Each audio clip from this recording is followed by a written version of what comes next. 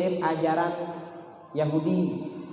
Kata Yahudi, Tuhan itu mirip seorang laki-laki yang sudah tua, rambut dan jenggotnya putih semua, tingginya 30 meter. Bedanya Tuhannya Yahudi lebih tua daripada Tuhannya Wahabi. Jadi kakak beradik. Karenanya Wahabi dengan Yahudi kakak adik, disingkat menjadi Wahyudi. Wahabi adiknya Yahudi. Nah, karena bentuknya begitu, maka bagaimana menentukan pertanyaan kelima? Allah yang wujud, qidam, baqa, mukhalafatul hawadifi, alamatnya di mana? Kalau ahlus sunnah jawabannya qiyamuhu binafsi. Allah itu berdiri pada zatnya sendiri. Artinya apa? Allah itu tidak butuh pada tempat, tidak butuh pada yang menciptakan. Mengapa tidak butuh? Yang namanya butuh itu bukan sifatnya Khalik sang pencipta, tetapi sifatnya makhluk. Kalau kita butuh pada tempat, kalau makhluk ada tempatnya semua. Allah gak butuh pada tempat. Ini kita. Kalau Wahabi beda. Wahabi ditanya, Tuhan alamatnya di mana? Loh, kamu belum tahu. Memangnya kamu tahu? Ya tahulah. Di mana? Di Arasy.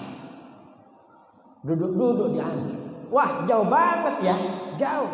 Gimana kalau kita ada perlu sama Tuhan? Jangan bingung-bingung. Karena setiap pukul 3 pagi Tuhan itu turun dari Arasy ke langit pertama di dunia. Ngapain turun? Untuk mendengar doa kamu. Makanya pukul 3 pagi bangun sholat tahajud. Ini kata Wahabi. Lalu Wahabi ditanya, memangnya kalau Tuhan gak turun dari Arasy ke langit, Tuhan gak dengar? Wahabi bingung jawabnya. Nanti kalau ya gak dengar, kafir. Mengapa? Menganggap Tuhan gak dengar. Kalau dia jawab dengar, takut ditanya lagi. Ya kalau gak turun dari Arasy dengar, ngapain turun? Kan cukup dari Arasy. Bingung lagi dia. Lalu ditanya lagi, itu turun pukul 3 ikut waktu daerah mana?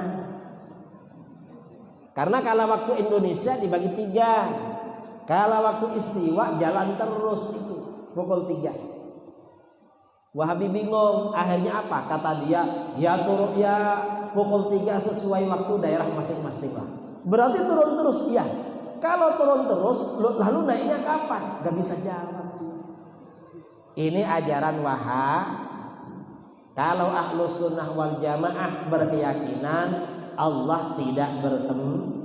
Mengapa? Allah tidak butuh pada tempat. Dalilnya mana? Di dalam Al-Quran, wallahu ghaniyun 'anil 'alamin. Allah tidak butuh pada apapun semesta alam. Allah gak butuh pada Arasy, Allah gak butuh pada langit, gak butuh pada apapun. Gak butuh Allah. Gak butuh. Banyak dalil-dalil Allah gak butuh pada tempat. Tahun 2009 saya debat dengan Wahabi di Surabaya. Lalu di Blitar.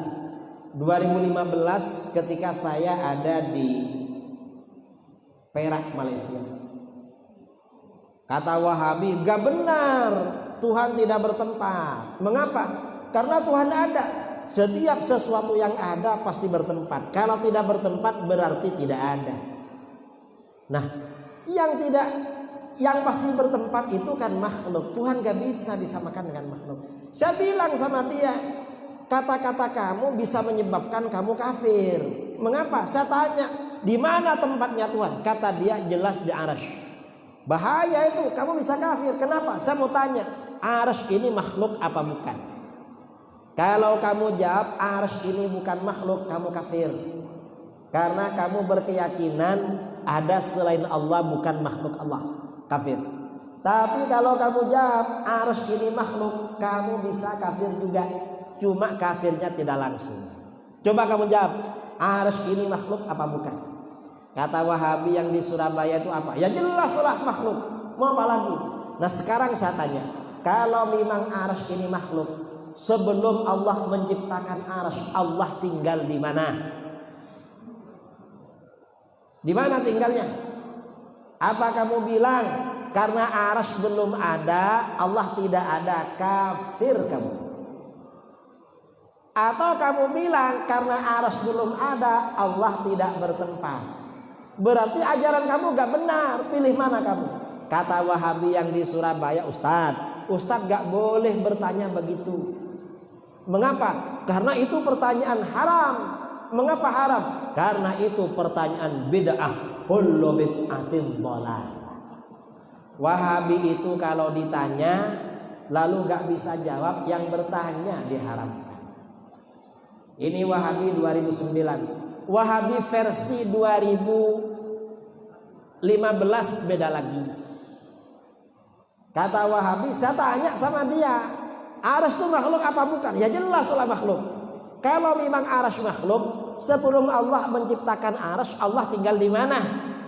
Kata dia, setelah lama berpikir, apa kata dia? Ya suka-suka Allah lah, mau di mana? Kata dia. Jadi dia menyamakan Allah dengan makhluk, punya kesukaan gitu. Mungkin suka nongkrong di warung kopi, suka nongkrong di minyak orang Aceh, suka nongkrong di bakso dari Jawa, bakso. Dikiranya begitu. Artinya apa? Dalam pikiran Wahabi, Allah itu digambarkan benda kecil ada di ruangan besar, suka-suka pilih-pilih tempat.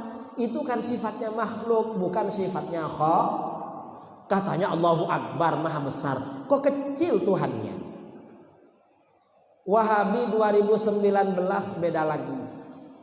Ustadz bermasalah namanya. Namanya bermasalah. Viral di YouTube dulu 2019. Dia ditanya, Ustadz, arsy ini makhluk apa bukan? Kata dia, wallahu a'lam. Hanya Allah yang tahu. Gak tahu dia kalau arsy makhluk. Dalam Al-Quran sudah jelas. Wa huwa rabbul arsyil azim.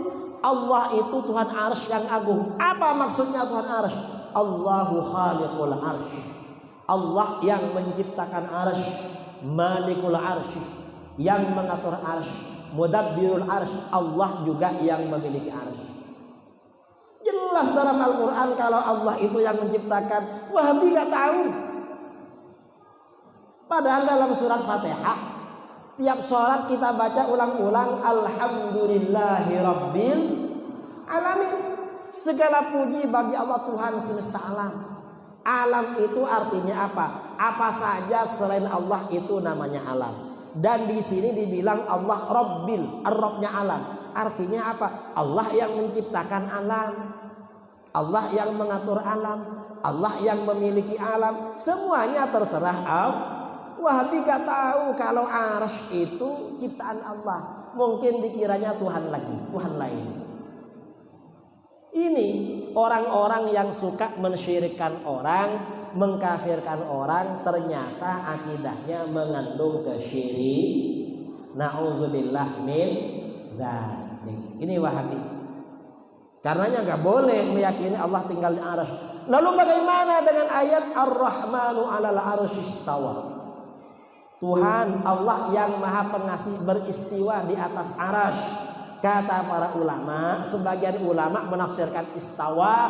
Istawa ini artinya sifat bagi Allah, hanya Allah yang tahu maknanya. Sebagian ulama salaf, sebagian ulama khalaf mengatakan istawa ini artinya Allah menguasai dan mengatur arsy.